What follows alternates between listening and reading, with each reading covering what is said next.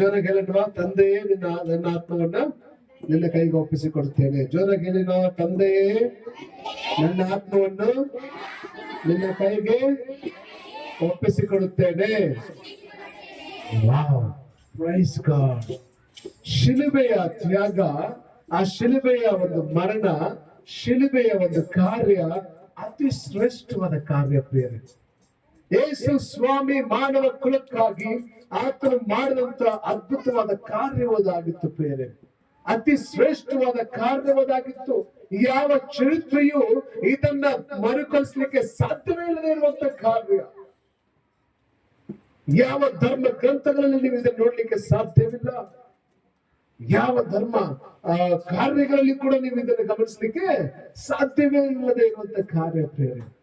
ಯಾವ ವ್ಯಕ್ತಿ, ಯಾವ ದೇವರು, ಯಾವ ಮೇಲಾದ ವ್ಯಕ್ತಿ, ಯಾವ ಪುಣ್ಯಕ್ರಿಯೆ ಮಾಡುವಂತ ವ್ಯಕ್ತಿ, ಯಾವ ದೊಡ್ಡ ಘನ ವ್ಯಕ್ತಿಗಳು ಕೂಡ ನಿಮಗಾಗಿ ತ್ಯಾಗವನ್ನು ಮಾಡದಿರುವಂತ ಕಾರ್ಯವು ಯೇಸು ತಾನು ಮಾತ್ರವೇ ಮಾಡಿದಂತ ಕಾರ್ಯ ಆ ಶಿಲುಬೆಯ ಕಾರ್ಯ. Hallelujah, hallelujah.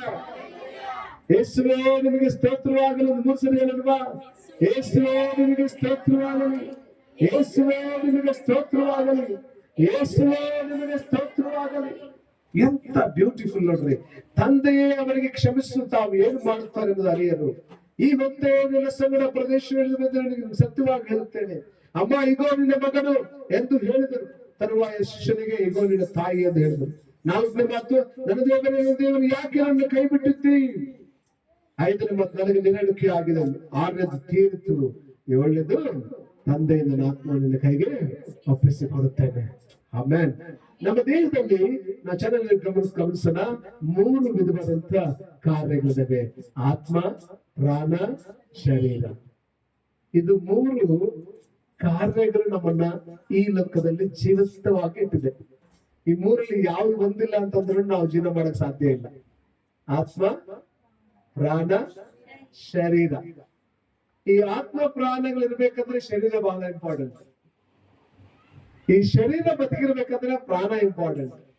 ಈ ಪ್ರಾಣ ಶರೀರ ಲೋಕದಲ್ಲಿ ಜೀವಿಸಬೇಕಂದ್ರೆ ಆತ್ಮ ಬಹಳ ಇಂಪಾರ್ಟೆಂಟ್. ಸೊ ಈ 3ನ್ನು ಬಿಟ್ಟು ಯಾವ್ದನ್ನು ಒಂದನ್ನು ಬಿಟ್ಟು ಒಂದಿರೋಕೆ ಸಾಧ್ಯವೇ ಇಲ್ಲ. ಆದ್ರೆ ಈ 3ರಲ್ಲಿ ಪ್ರಾಣ ಮತ್ತು ಶರೀರಕ್ಕೆ ಸಾವಿದೆ, ಪ್ರಾಣ ಮತ್ತು ಶರೀರಕ್ಕೆ ಅಂತ್ಯ ಇದೆ, ಆದ್ರೆ ಆತ್ಮಕ್ಕೆ ಅಂತ್ಯವಿಲ್ಲ.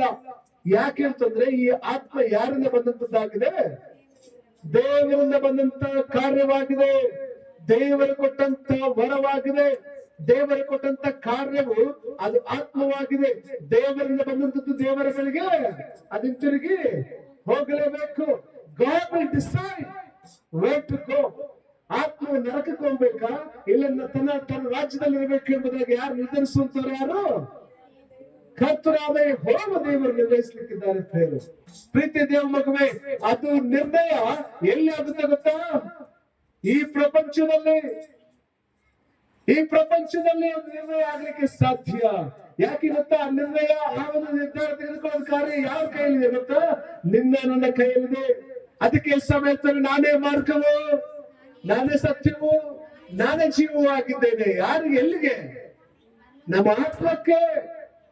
ನಮ್ಮ ಆತ್ಮ ನರಕದಲ್ಲಿ ಹೋಗಬಾರ್ದು, ಸ್ವರ್ಗದಲ್ಲಿ ಕ್ರಿಸ್ತನೊಂದಿಗೆ ಸದಾಕಾಲ ಜೀವಿಸಬೇಕನ್ನೋದಾದ್ರೆ, ಸದಾ ಜೀವ ಸಹಿತವಾಗಿ ಸಂತೋಷ ಆನಂದವಿರಬೇಕಾದ್ರೆ ನಾವು ಯೇಸುವನ್ನ ನಮ್ಮ ಸ್ವಂತ ರಕ್ಷಕನಾಗಿ ಅಂಗೀಕರಿಸಿಕೊಂಡಾಗ ಮಾತ್ರವೇ ಸಾಧ್ಯ ಪ್ರೇರೆ. ಅದೇ ಆತ್ಮ ನರಕದಲ್ಲಿ ಯಾತನೆ, ಸದಾಕಾಲ ಯಾತನೆ ಪಡಬೇಕಾದ್ರೆ ನಾವು ಈ ಲೋಕದಲ್ಲಿ ನಮ್ಮ ಇಷ್ಟ ಬಂದಾಗಿ ಜೀವನ ಮಾಡಿದ್ರೆ ಸಾಕಾಯ್ತು. ಕಳಸ ನೋಡಿದ್ವಲ್ಲ, ಭೋಗ ಪುರುಷರು ಮತ್ತೆ ಲಾಜರ್ನ ವಿಷಯದಲ್ಲಿ ನೋಡ್ತಾ ಇದ್ದೀವಿ. ಪ್ರೀತಿ ದೇವ ಮಕ್ಕಳೇ, ಅದೇ ರೀತಿಯಾಗಿ ಯೇಸು ಸ್ವಾಮಿಯವರು ಕೂಡ ತಾನು ಸಾಯುವುದಕ್ಕಿಂತ ಮುಂಚೆ ತಂದೆ ನನ್ನ ಆತ್ಮನ ಕೈಯಲ್ಲಿ ಒಪ್ಪಿಸಿಕೊಡುತ್ತೇನೆ ಎಂಬುದಾಗಿ, ಸಂಪೂರ್ಣವಾಗಿ ತೀರಿತು ಎಂಬುದಾಗಿ ಹೇಳೋದ್ರ ಮುಖಾಂತರ ದೇವ ತನ್ನ ಆತ್ಮನ ತಂದೆ ಕೈಯಲ್ಲಿ ಒಪ್ಪಿಸಿಕೊಟ್ರು. ಪ್ರೇರೆ ಏನೆಲ್ಲ ತೀರಿಸ್ಬಿಟ್ರು ಸ್ವಾಮಿ, ಏನೆಲ್ಲ ತನ್ನ ಆತ್ಮನ ಒಪ್ಪಿಸಿಕೊಡೋದಕ್ಕಿಂತ ಮುಂಚೆ ಏನೆಲ್ಲ ಕಾರ್ಯಗಳು ಮಾಡಿದ್ರು? ನಮ್ಮ ಪಾಪಗಳನ್ನು ತೊಳೆದು ಸಂಪೂರ್ಣವಾಗಿ ತೀರಿಸ್ಬಿಟ್ರು. ನಮ್ಮ ದ್ರೋಹಗಳಿಂದ ನಮ್ಮನ್ನ ಸಂಪೂರ್ಣವಾಗಿ ಬಿಡಿಸಿಬಿಟ್ರು. ನಮ್ಮ ಕಾಯಿಲೆಗೆ ನಷ್ಟಗಳಿಂದ ನೋವುಗಳಿಂದ ನಮ್ಮನ್ನು ಬಿಡಿಸಿಬಿಟ್ರು. ನಮ್ಮಲ್ಲಿರುವಂತ ಎಲ್ಲಾ ತರದ ರೋಗಗಳು, ಎಲ್ಲ ವಿಧವಾದಂತ ರೋಗಗಳು, ನೆತ್ತಿಯಿಂದ ಅಂಗಾಲ ತನಕ ನಮ್ಮ ದೇಹದಲ್ಲಿ ಬರ್ಲಿಕ್ಕಿರುವಂತ ಎಲ್ಲ ರೋಗಗಳನ್ನ ಆತನು ಸಂಪೂರ್ಣವಾಗಿ ನೀಗಿಸುವುದರ ಮೂಲಕವಾಗಿ ಆತನು ತೀರಿಸು ಎಂಬುದಾಗಿ ಹೇಳಿದ್ರು ಪ್ರಿಯರೇ. ಹಲ್ಲೆಲೂಯಾ.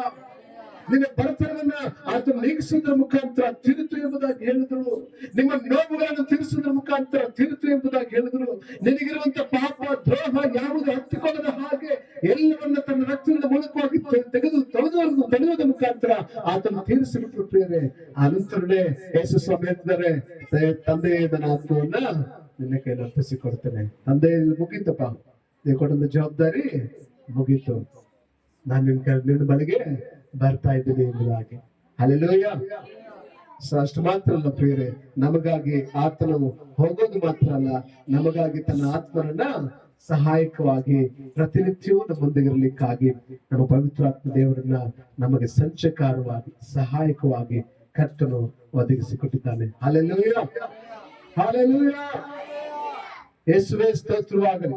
ಈ 7 ಮಾತುಗಳು ಅದ್ಭುತವಾಗಿಯೂ ಆಶ್ಚರ್ಯಕರವಾಗಿಯೂ ಕರ್ತನು ಅಶ್ವಿನ ಮೇಲೆ ನುಡಿದು ದೇವರು ನಮ್ಮನ್ನ ಆಶೀರ್ವಾದ ಮಾಡ್ತಾರೆ ಪ್ರೇರೆ. ಆತನಿಗೆ ಘನವು ಮಾನವ ಮಹಿಮೆಯು ಪ್ರಭಾವವು ಉಂಟಾಗಲಿ. ಹಲ್ಲೆಲೂಯಾ. ನಾವೆಲ್ಲ